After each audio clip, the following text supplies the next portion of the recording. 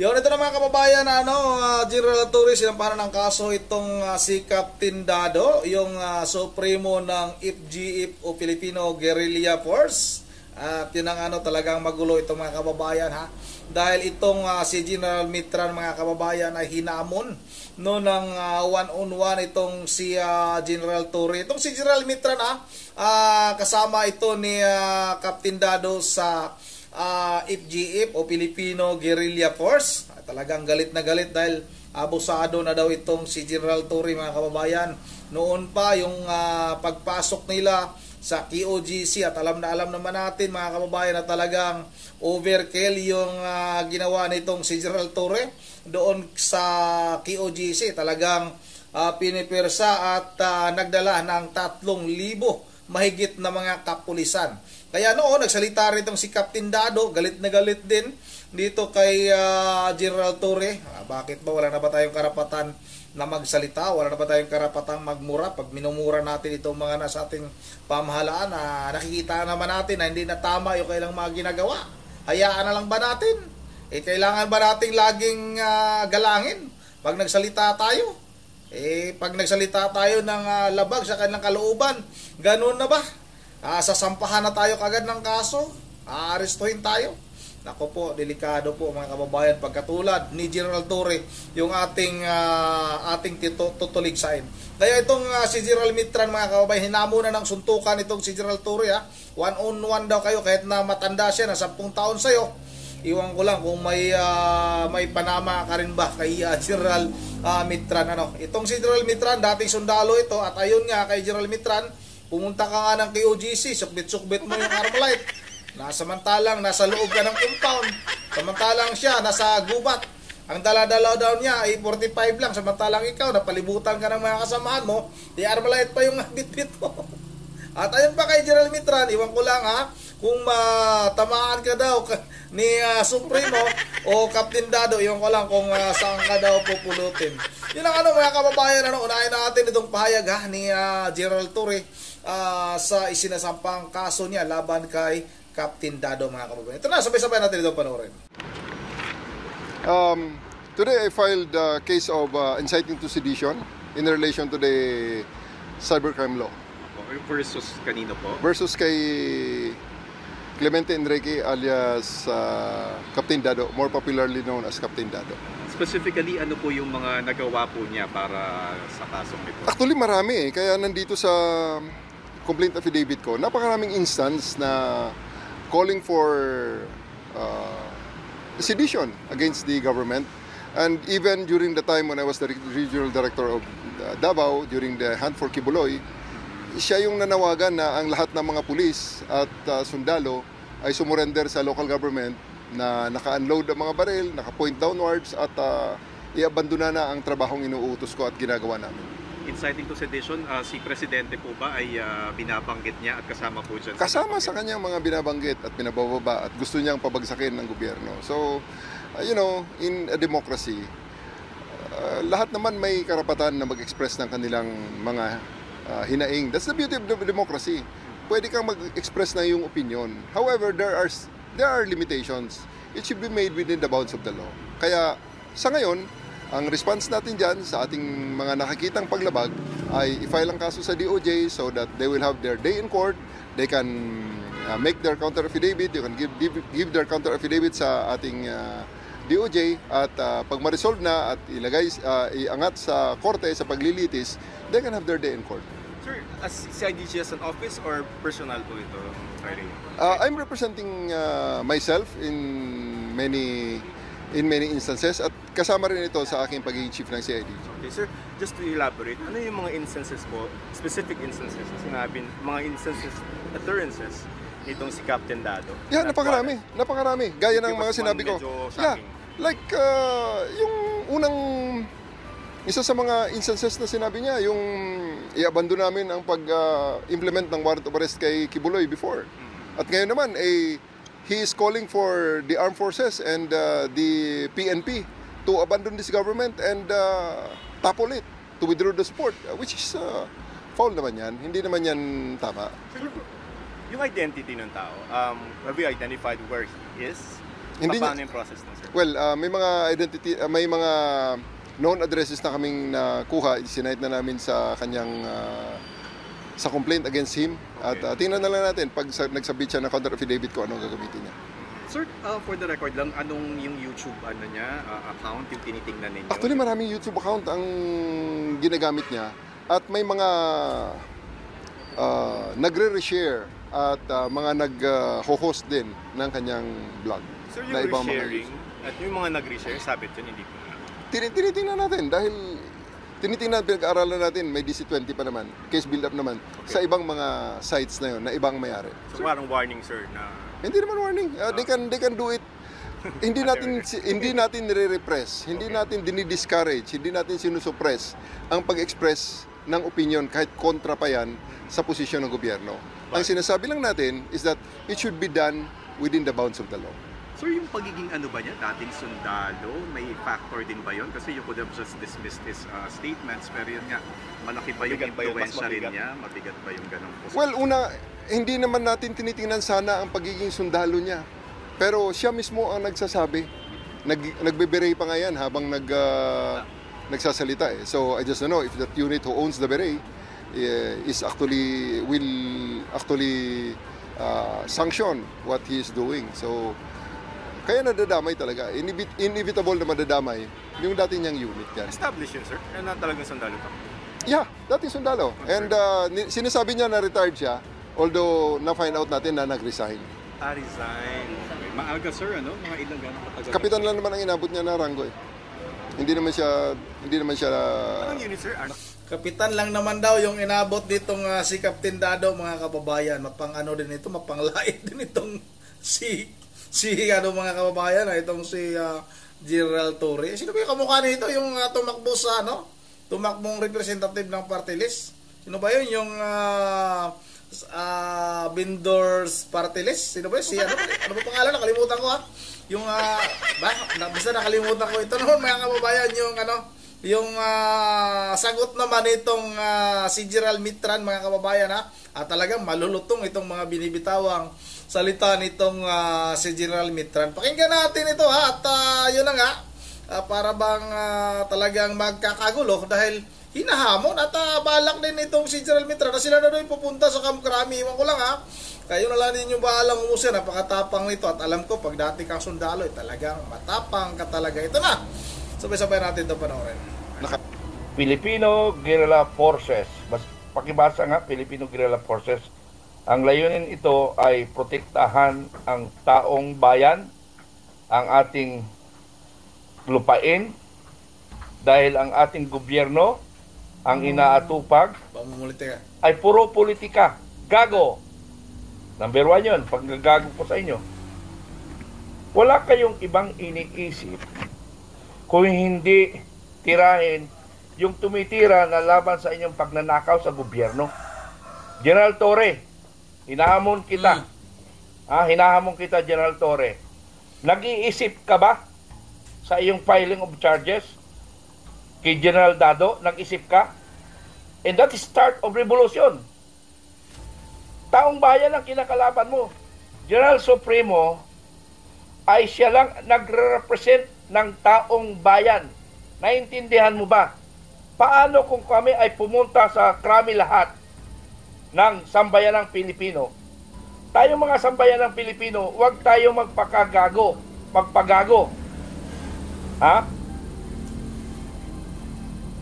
Takutin mo yung kami mag-file ng charges? Sige nga! Wala na kayong ginawa kundi manakot. Ang isipin nyo, Philippine National Police, ang isipin ninyo, wala na ang kaban ng bayan natin. Yun dapat ang protektahan nyo. Hindi yung taong bayan na sumisita sa nangyari sa ating bansa. Yun sana ang iniisip niyo. Yung kapakanan ng taong bayan, hindi kapakanan ng mga iilang taong demonyo. Mag-isip ka nga, General Torre. Magmula doon sa KOGC, isa kang utusan, hindi nagagamit yung pagkahiniran mo. Gamitin mo yung pagkahiniran mo. Huwag kang magpapadikta. Mayroon kayong responsibility sa taong bayan. Hindi lang kung inutusan ka ng Pangulong Marcos ay susundin mo. Paano ang taong bayan? Paano ang taong bayan? Baliwalain nyo na lang? Wawalangyain nyo na lang ang taong bayan? Kami ni Supremo ay nagsasalita in behalf of the Filipino. Tingnan nyo Nabuo namin ang Filipino Guerrilla Force April 9. Dahil naisip namin na ang gobyerno natin ngayon ang inatupag ang kanilang political opponent pabagsakin in preparation 2025 and 28. Hindi nyo ba nakikita yon? Philippine National Police? Hindi nyo ba nakikita yon? Ang dami ng galit ng kapwa nyo police sa ginagawa ninyo. Wala na kayong moralidad. Ginamit na kayo ng mga demonyong nasa gobyerno ngayon. Sige, ikulong nyo kami lahat. Kasi lahat naman kami galit sa gobyerno eh. Almost, hindi ko sinasabi mga bulag at bingi na mga taong bayan na hindi nakikita ang korupsyon. Ang abuse of power. Kulang ng tubig. Okay. Kulang ng tubig sa galit, Narco politics. Communist in Congress. Yun, yung purista. Ang ating presidente hindi napapapa-drug test because positive. And of course, the First Lady. Magpa-drug test kayo para ang duda ng taong bayan ay mawala. Now, kung hindi kayo nag-undergo ng drug test, still sa isip nila, mga durugista kayo. Biruin nyo, Pangulo kayo ng Pilipinas, adik ka. Ang sinasabi nga sa narinig ko, ang pamilyang Marcos adik. Hindi nyo ba nakikita yan, General Torre? Anong ikakaso mo, Torre? Anong ikakaso mo? May ginawa bang kasos pa laban sa iyo? O what I mean, may mga salita laban sa iyo? O marami kami sinabi sa KOGC, ang yabang mo, may tsubit ka pa ng Armalite. Ako nga, sa kagubatan, naglalakad ako. 45 lang yung talabas. Imbitahan mo kami, General Torre. Pag hindi nyo kami inimbitan, kami ang pupunta dyan. Si General Wilkins Villanueva, retired na wala na kayo pakialam. Pero yung mista niya, yung mista niya, naghahanda na sa inyo. Pagtutuliin kayo dyan, sa Congress.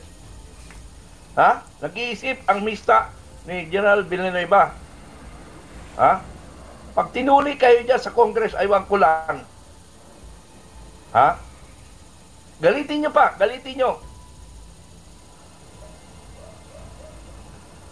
Bakit Colonel Grahildo na mabait na pulis officer na nagserbisyo ng ilang taon na, more than 25 years in the service, tapos gaganunin lang ninyo kayo na sa Congress, paikot-ikot lang na kaso. Dumurang ka. Alam mo, General Torre, ikaw isang general ng PNP na sunod-sunuran. Wala kang panindigan sa sarili. Para tulad ni General Lupina, sa PGMC. Sunod-sunuran lang siya, hindi siya nanindigan. Kahit binabatikos na siya, ayon pa rin siya. Walang problema. O lahat kayo. Kung talagang matatapang kayo, huwag kayong gumamit ng batas. Magharap tayo sa labas. General Torre, makita tayo sa labas para mag-appear. Takina mo. Tapang mo lang kasi may tao ka. Subukan mo dalawa tayo. Makita tayo. Or magdebate tayo. Ha? Malusuntukan? Ilang taon mo na ba? Siguro mayroon kang 54 years old. O pwede, 10 years difference. Kaya pa yan.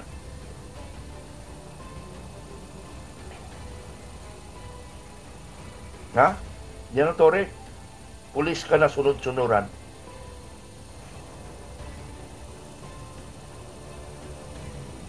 Nako, pag nakaharap mo si Supremo, baka kaliwang suntok sa'yo, lumutad ka. Hinamon kita, General Torre. Alisin mo yung uniforme, magsuntukan tayo. Tangina, pulis ka. Sunod-sunuran ka sa mga congressman. Yun ang hamon ni General Mitran kay General Torre. Suntukan daw kayo. Yung ko lang papalagan ba ito ni Diwata SK? Diwata pala yun. Ni General Torre, mga kababayan. At tama din naman kung magpahayag tayo ng ating saloobin laban sa pamahalaan. Huwag naman sana tayong takutin. Noon din, nung mga vlogger na sumuporta sa KOGC kay Pastor Pulo kay Buloy, mayroon ding mga pananakot, nakakasuhan din daw, may mga ganitong kakaraping kaso. Wala na ba tayong karapatan na magsalita? Wala na ba tayong karapatan magpahayag ng ating saloobin sa mga nakikita natin sa ating pamahalaan? Yan, napapalagan mo na si General Mitran. Baka sakaling magkita kayo sa labas, magsuntukan daw kayo. At kay Captain Dado, wala ka daw panama, baka kaliwang suntok ka lang din daw. Yun ang mga kababayan, abangan natin kung ano ba yung sagot nitong si General Torre kay General Mitran, mga kababayan, kung papalagan ba nito. Saan ba kayo pupusta? Medyo may mga edad na ito, pero dito ako kay General Mitran, dati sundalo ito. Galing ito. Yun ang dito lang muna. At bago tayo magtatapos, ay mag-shoutout lang ako. Shoutout kay Ma'am Joyce ng Japan. Kay Ma'am Bergie Berel Di Diyos ng Pulilan, Bulacan. Shoutout kay, dito tayo sa may bandang baba. Kasi na-shoutout na natin yung kanina yung iba. Shoutout na rin kay Annalyn Caranto. Shoutout kay Bin Cabalis. Shoutout kay Edwin Ramos. Shoutout kay Flor de Lisa. Shoutout kay E.T. Loy, shout out kay Gerardo Paharon, shout out kay Francisco Kahigas, shout out kay Tito Bungat, shout out kay Bergie Magalso, shout out kay Johnny Sibo, shout out na rin kay Robert Pabingwit, at kay Shirley Masay Bing, at kay Dinis Layan, kay Henry Loziro, shout out Jojo Abila, Vrindo Sumaylo, kay Alexander, at kay Christine Maturiti, at kay Daniel Paras. Yun nga, dito na lang muna, ihabol natin si Joel Bibo at si Danilo Saison. May nagpa-shout out sa akin dito, sana ba yun? At kay Alex Lastrilla, may nagpa-shout out sa akin dito, nasaan hanapin ko lang, nawala. Nancy Rimulano, shout out din. Hindi ko na makita, pasensya na idol Hindi ko makita yung nagpa-shout out sa akin dito. Yan ang dito na lang muna at once again, hindi ko na makita. Once again, this is Aaron the TV, may itay lahat. God bless what isa sa atin.